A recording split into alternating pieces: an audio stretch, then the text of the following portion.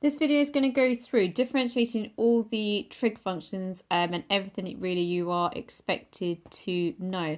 It is going to mention things like cosec, sec and cot x. Now if you don't know what I'm talking about, there is a video on here called reciprocal trig functions, and you would need to watch that one first.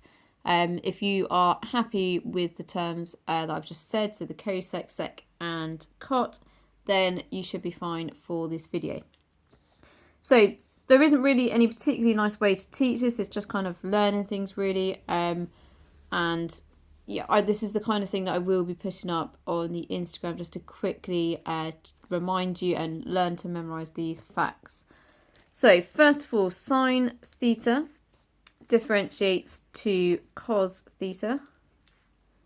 Cos theta differentiates to minus sine theta. Now, anything that begins with a C always differentiates to something that is negative, so that's usually quite helpful to know, to be honest. Tan theta, you can prove this. So you can use the quotient rule to prove what tan differentiates to. So we know that tan theta is sine theta over cos theta from year 12. So you can use the quotient rule here, saying u is sine. I'm not going to do the whole thing, but you can say that u is sine theta and v is cos theta. And if you carried out the quotient rule, you would get then as your answer 1 over cos squared theta. And we know that 1 over cos is equal to sec. So it actually differentiates to sec squared theta. Okay, so tan even, not san, it's a whole new function. So tan theta differentiates to sec squared theta.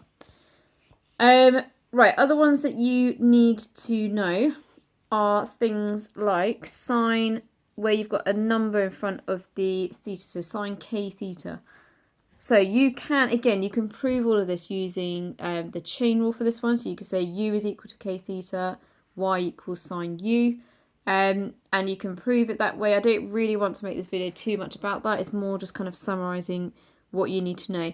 If you use the chain rule on it, you would end up with k cos k theta. So you can see it's really similar to this. So it's still differentiating to cos.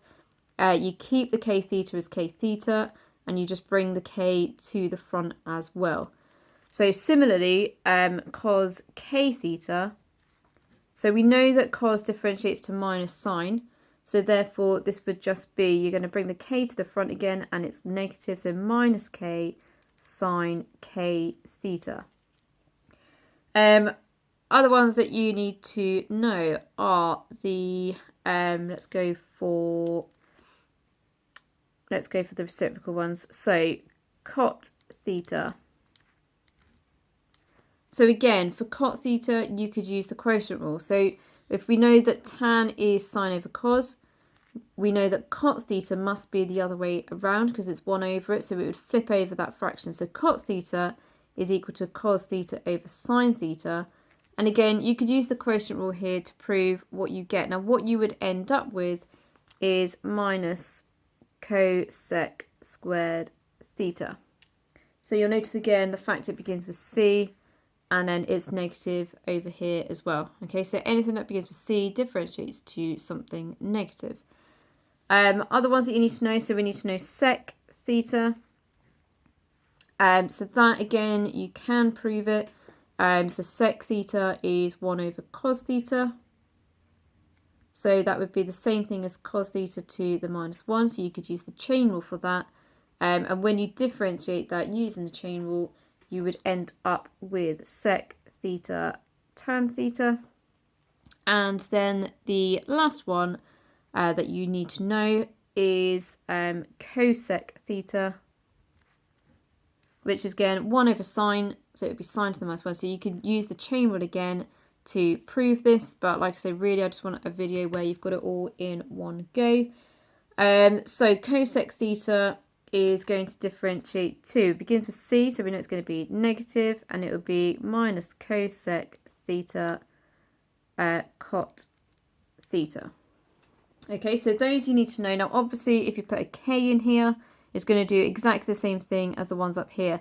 So cot k theta, you would bring the k outside and keep it in with your theta 2. So I'll just do one example. So cot k theta would differentiate to minus k cosec squared k theta. One thing just to point out as well, if you've already got a number in front, so say if you were trying to differentiate 5 sine 3 theta, so you would need to bring the 3 to the front.